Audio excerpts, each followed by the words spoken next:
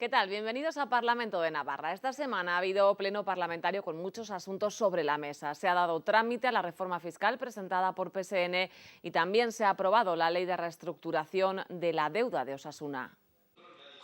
Los votos a favor de Partido Popular y Unión del Pueblo Navarro han admitido a trámite la reforma fiscal propuesta por los socialistas navarros. Queda, por lo tanto, tomada en consideración. Apoyo popular un tanto irónico. Es la que más se acerca a la propuesta del ministro Montoro. Por eso nosotros la apoyaremos. Que también ha respaldado UPN, aunque nos hubiera gustado otra propuesta, es evidente, pero lógicamente con esa propuesta ya estamos en mejor situación a partir de enero del 2015 de lo que estamos ahora. Una reforma provisional de la normativa fiscal y de incentivos económicos para llegar al término de legislatura. Esta no es la reforma global que deberá hacer Navarra, pero es una reforma parcial que camina en la dirección en que al menos nosotros creemos que se debe afrontar esa reforma global y que decidirán los ciudadanos en las elecciones de mayo del 2015.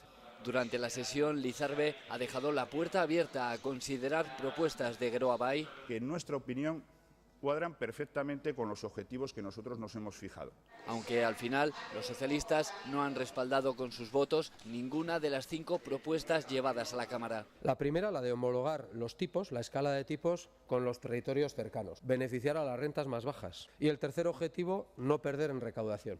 Tampoco han salido adelante las propuestas de Bildu y Aralar Nabai sobre el impuesto de patrimonio. Hay que incidir en esa realidad de que quienes más patrimonio tienen que pagar. Ni las 2 modificaciones propuestas por Izquierda-Esquerra sobre depósitos bancarios y sobre el IRPF que José Miguel Nuín había pedido aprobar en conjunto. Nosotros lo que planteamos es que se apruebe un paquete fiscal en el cual bajamos los impuestos a los trabajadores y se los subimos a la banca. Con esta aprobación a trámite se recuperan los tipos del IRPF de 2011 para las rentas bajas y medias, rebaja el impuesto de sociedades y eleva el impuesto de patrimonio mínimo exento a 800.000 euros. Ahora se abre un plazo para presentar enmiendas antes de su definitiva aprobación.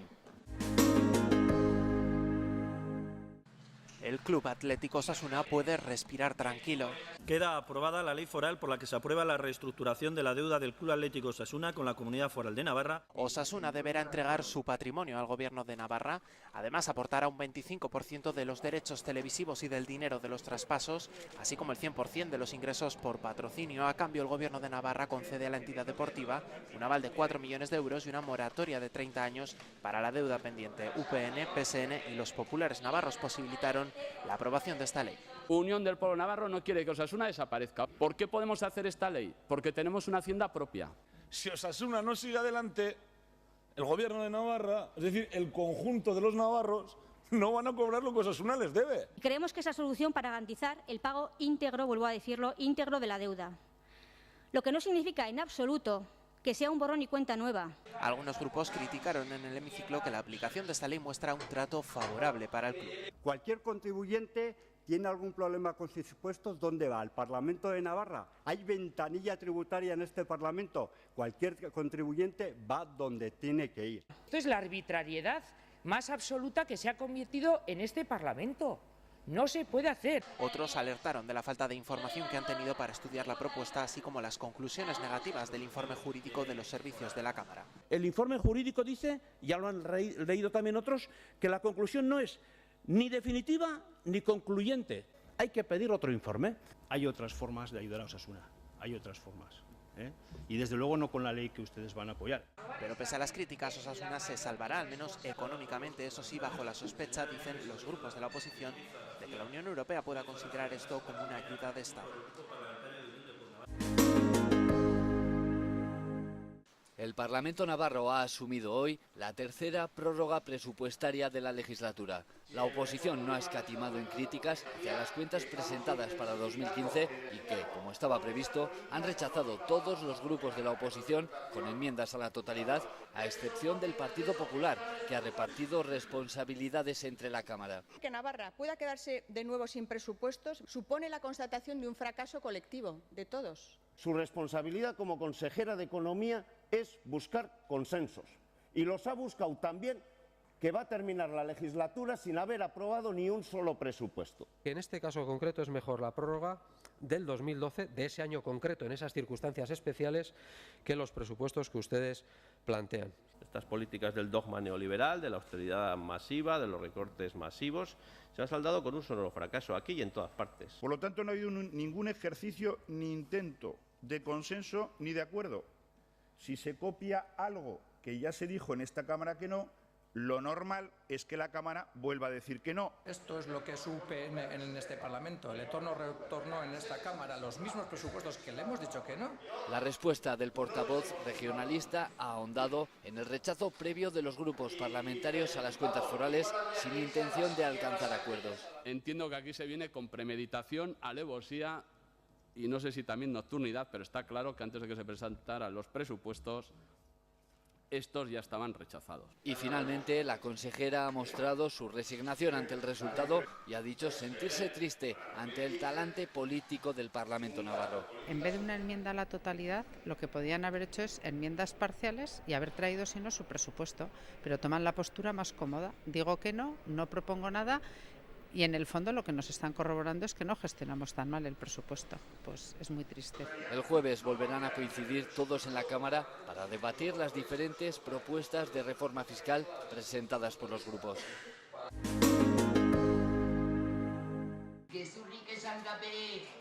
Se ha tramitado la propuesta de PSN Izquierda Esquerra y Geroa Bai para modificar la ley del vascuence y extender la enseñanza en euskera a la zona no vascófona donde haya demanda. A los proponentes se han sumado Bildu y Aralar. UPN y Partido Popular han votado en contra. La propuesta recoge que la incorporación del vascuence a la enseñanza se llevará a cabo de forma gradual, progresiva y suficiente mediante la creación en los centros públicos existentes de líneas en las que se imparta enseñanza en vascuence en función de la demanda. El Parlamento ha dado luz verde a la primera ley de todo el país que regula los colectivos de cannabis. Ha sido con los votos en contra de UPN y Partido Popular y el resto de grupos a favor.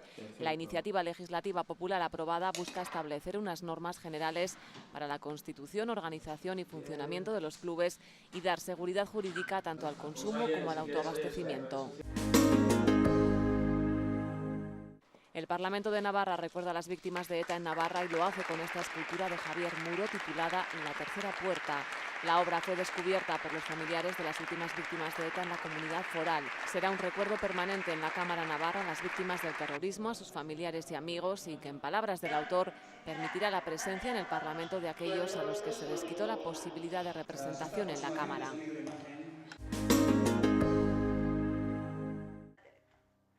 El atrio del Parlamento se llenó sobre todo de víctimas de la sinrazón terrorista de ETA que en algún momento de sus vidas les golpeó para siempre.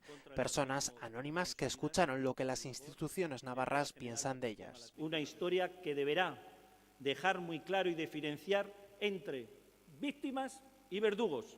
La mejor manera de combatir los mensajes de odio de los terroristas es transmitiendo a la sociedad los mensajes de humanidad y dignidad de las víctimas.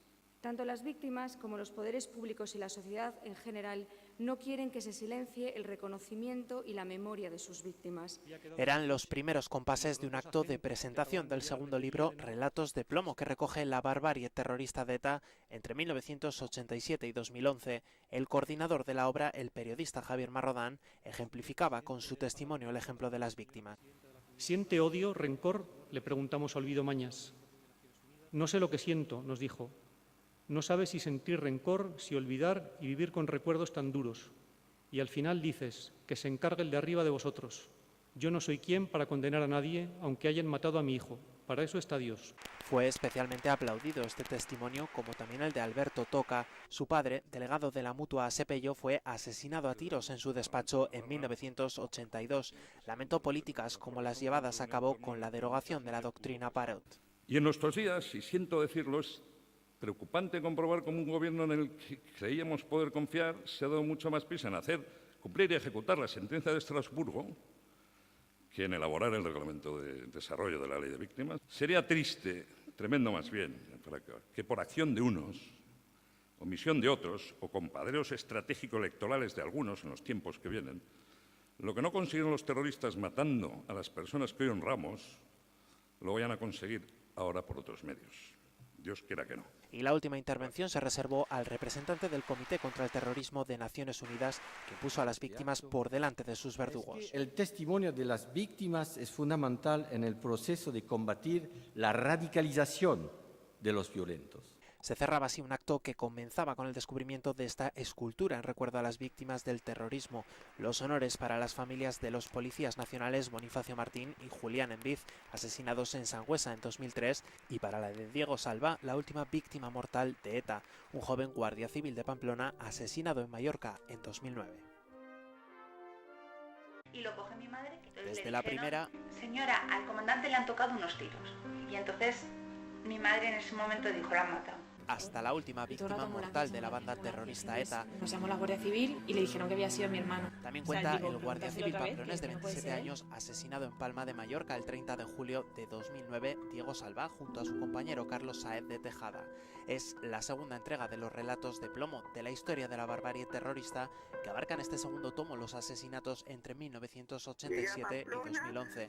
Se completa así una crónica de 42 crímenes terroristas que se iniciaba en blanco y negro con el atentado que costó la vida al comandante de la Policía Armada, Joaquín Imaz, en Pamplona el 26 de noviembre de 1977.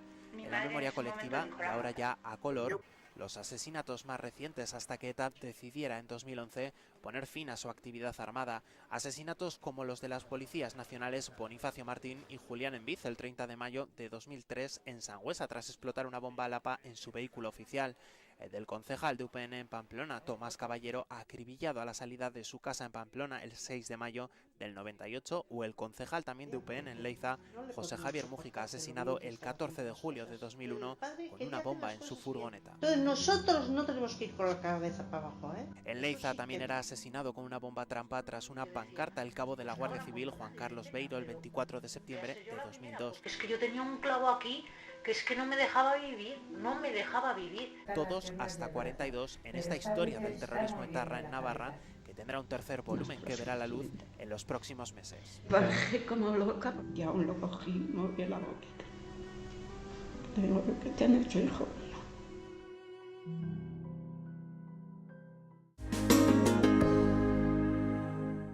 Los parlamentarios navarros han sido informados tanto por el presidente de la CHE, Xavier de Pedro, como por los directores técnicos tanto de la estabilización de la ladera de Yesa como del recrecimiento de la obra, de que en la mayor parte no hay movimientos, salvo en 5 puntos en los que son extremadamente lentos, de 10 milímetros por año. Por eso garantizan su seguridad. Los últimos movimientos locales que ha habido, que no afectan a la estabilidad general de la ladera, y por tanto podemos decir que la presa da garantías de seguridad y que los ciudadanos no tienen por qué preocuparse. Los parlamentarios de UPN, PP, PSN Izquierda Ezquerra han querido lanzar un mensaje de tranquilidad a la ciudadanía tras las explicaciones técnicas. Estamos satisfechos que esta obra sea ante todo segura. La seguridad está garantizada y así lo atestiguan los técnicos que trabajan en esta obra, que son quienes tienen los datos. Unas explicaciones muy técnicas, pero al mismo tiempo muy claras. Y yo creo que en este sentido pues han transmitido tranquilidad, ¿no? No es el caso de EH Bildu y Aralar Navai. La seguridad esté por encima de cualquier otro elemento. Y hoy, pues 2 años después, todavía tenemos que estar aquí discutiendo de este tema. Estamos preocupados. La visita de hoy, desde luego, no nos ha tranquilizado en absoluto.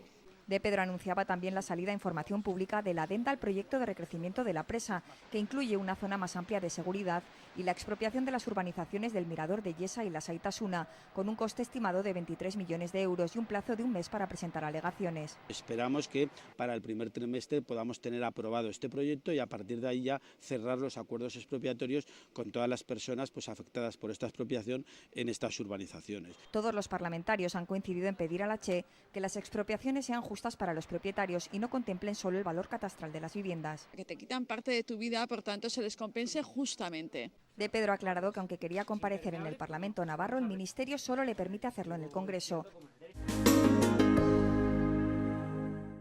Y el Parlamento de Navarra ha acogido esta semana un desayuno temático de UNICEF que ha estado moderado por el presidente de la Cámara, Alberto Catalán.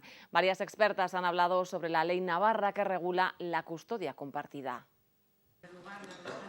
Expertas del ámbito judicial han valorado positivamente la ley foral que regula la custodia de los hijos en los casos de ruptura de la convivencia de los padres, aprobada en el año 2011, aunque han pedido más medios para proteger el interés de los menores. La ley está muy bien, es un instrumento que nos viene muy bien, Pero lo que no se puede es tener una demanda social, como en estos momentos, con unos porcentajes o unas estadísticas de rupturas a los que hemos llegado y tener los mismos medios que tenemos en el año 81.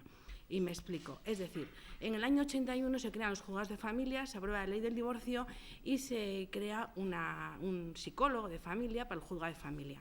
Estamos en el año 2014 y tenemos los mismos medios. Difícilmente podemos aplicar una ley que se nos diga con todos estos requisitos y el Parlamento tenga una sensibilidad en la cual acoja una ley de guarda y custodia en caso de ruptura, y cuando los abogados vamos a unos juzgados nos encontramos que tenemos los mismos medios y un psicólogo lo mismo que en el año 81. A ninguno de los que estamos aquí se nos escapa que los problemas de rupturas y el conflicto de familias no es la misma que la del año 81. Se promulgó la ley. Tuve la sensación, y así lo hablé también con Juana, que también tuvo la ocasión de venir, de que se nos había escuchado y de que algunas de las recomendaciones o pautas que cambiaban un poco los criterios que planteaba inicialmente esa propuesta de ley, pues se habían modificado sobre la base de lo que habíamos comentado. No sé si fue muy pretencioso, pero tuvimos esa sensación, ¿no? No debemos olvidar que estamos hablando de custodia compartida, un tema, no podemos decir solo les comentaba antes a las ponentes, de actualidad, sino de permanente actualidad, sobre todo por las situaciones que se generan y también, me lo decían algunas de ellas, del desconocimiento de la realidad y de los derechos y de las situaciones y que se dan en este tipo de cuestiones. Destacan que la ley foral valora la igualdad de los progenitores en relación con la custodia, un criterio que da lugar a estudiar cada situación y las circunstancias de cada familia en un momento de ruptura para acordar las medidas más adecuadas para el interés del menor. Cuando llegan a los tribunales las cuestiones de custodia porque no hay acuerdo, porque cuando hay acuerdo la realidad es que se aprueban todas las modalidades de custodia que vienen estableciéndose de manera pactada, pues claro, nos planteamos el modelo de custodia a establecer, cómo hacemos el juicio de custodia, ¿vale? Y claro, esto no siempre es fácil. Yo cuando estaba preparando esto he dicho, bueno, a ver, pues ¿qué digo que pueda ayudar? ¿Vale? Y me he sacado 4 ideas. La primera es que creo que es importante abordar la cuestión o el conflicto de custodia cuando llega al tribunal desterrando posiciones a priorísticas. Esto es muy habitual. Uno tiene prejuicio. Es más, seguro que antes de venir aquí todos ustedes estaban o se han hecho la pregunta, ¿yo estoy a favor o en contra de la custodia compartida? Vale, esto es algo tremendamente perverso. Y acudir a un juicio de custodia compartida a resolver bajo la modalidad de que yo entienda a priorísticamente que es bueno, esto no es nada positivo. Por su parte, Juana Viezma, psicóloga del Juzgado de Familia de Pamplona, ha felicitado a los legisladores navarros por la ley sobre custodia, ya que a su juicio es muy importante que se valore el caso concreto y que sean atenciones individualizadas. En el aspecto psicológico se valoran muchas cosas en cada caso, aunque hacen especial hincapié en la importancia de transmitir una imagen positiva de cada progenitor. El requisito imprescindible en todos los casos de custodia compartida, o en casi todos, es el reconocimiento del otro progenitor como padre o madre. Es decir, el hijo va a tener la imagen del otro, la que por su propia experiencia tenga, lógicamente, pero también, y en principio cuando es pequeñito, la imagen que le transmita el otro padre, el padre de la madre o la madre del padre. ¿Vale? Y eso, pues hay mucha diferencia si se da acceso a que el hijo tenga una buena imagen, es decir, una buena imagen y que no se denigre la imagen del otro progenitor, ¿no? Y que este conflicto, lógicamente, no mediatice a los hijos, es decir, que no se estén peleando por cuestiones que tengan que ver con los hijos, sino que, bueno, si su pelea está en otro área y eso, son capaces de separar eso del cuidado y la atención de los hijos y de las funciones de una mínima coparentalidad, bueno, pues parece que están funcionando regímenes de custodia compartida, ¿no? Desde la aprobación de la ley foral sobre la custodia de los hijos, cada vez hay más peticiones de custodia compartida. Aunque no hay datos concretos sobre cuántos casos ha habido desde 2011, han detallado que de los 15 a 20 asuntos semanales de mutuo acuerdo, al menos en 3 o 4 hay modalidad de custodia compartida cada semana. El Parlamento ha acogido la celebración de un pleno que, organizado con motivo de la festividad del Día de Navarra, ha tenido como protagonistas a asociaciones del ámbito de la infancia y alumnos de 4 centros escolares, quienes han debatido y votado diversas propuestas relativas a la situación de este colectivo. Ha dejado la bicicleta aparcada y su afición por la pesca a un lado, aunque solo por unas horas. Raquel, de 17 años, tenía una cita nada más y nada menos que en el Parlamento de Navarra, donde decenas de niños han reflexionado sobre la situación de la infancia en nuestra comunidad. Estaba un poco nerviosa porque era la primera vez que estaba aquí. Raquel estudia en el centro María Ana Sanz, pero además participa en varios programas de ANFAS y esta vez ha dado una lección de lo que significa la palabra esfuerzo a quien le ha escuchado en el Parlamento. A los niños y niñas con discapacidad intelectual y con trastornos del desarrollo, pues tenemos derechos de hacer lo que queramos y eso. Yo veía a Raquel cuando le dijimos además a ver si quería participar en esta sesión parlamentaria, que le costó tan poco decirme que sí, que digo, yo habría necesitado a lo mejor unos minutos, pero es que fue increíble. Entonces, hasta los tiempos que nosotros que decimos que son un poquito más largos a la hora de conseguir objetivos, en otras cosas son como rapidísimos, ¿no?, para respondernos. Y además no ha dejado pasar la oportunidad para demandar más horas de clases de apoyo que tanto necesitan los niños con discapacidad intelectual. Solemos hacer matemáticas, lengua, sociales. Una de las cosas que a nosotros nos parece muy importante también, además de todas las que hemos dicho trabajar, es la accesibilidad cognitiva, y por eso le hemos hecho entrega del discurso que hemos hecho en lectura fácil, para que se hagan un poco la idea de qué es eso y cómo llegar al máximo número de personas posibles con las cosas que ellos también dicen en sus programas políticos, etc. Ichaso, de 11 años, también ha dejado su clase por unas horas.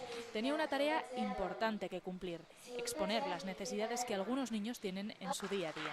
Aunque nerviosa, dice que sin duda ha merecido la pena. Que algunos niños no tienen para comer y tienen que esperar para que el médico les atienda, y que muchos cogen la comida de la basura y muchas veces está mal. A la cita también han acudido organizaciones como UNICEF, Cáritas, la Fundación Ilundain y varios colegios e institutos. La Asociación Navarra Nuevo Futuro ha escogido un buen portavoz, es Gabriel, y en su discurso ha defendido los derechos de la infancia y ha reivindicado, entre otros temas, la educación no formal. Aunque le ha gustado la experiencia, Gabriel va teniendo claro cuál quiere que sea su futuro. Les he dicho varias propuestas que me han escrito en un papel la Asociación Navarra Nuevo Futuro, que querrían que supieran los políticos para que en el día a día los niños puedan tener una salida estable. La educación no formal de los niños, que no tengan material para el colegio y que no puedan estar en el cole estudiando como deben estar. Otra cosa en el futuro, no quiero trabajar de político, quiero ser otra cosa. Arquitecto estoy pensando por ahora, profesor. Pues ya ven, podrán ser los futuros arquitectos, profesores o aquello que se propongan, porque está claro, ganas no les faltan. Así nos despedimos, gracias por habernos acompañado. Les esperamos la semana que viene. Adiós.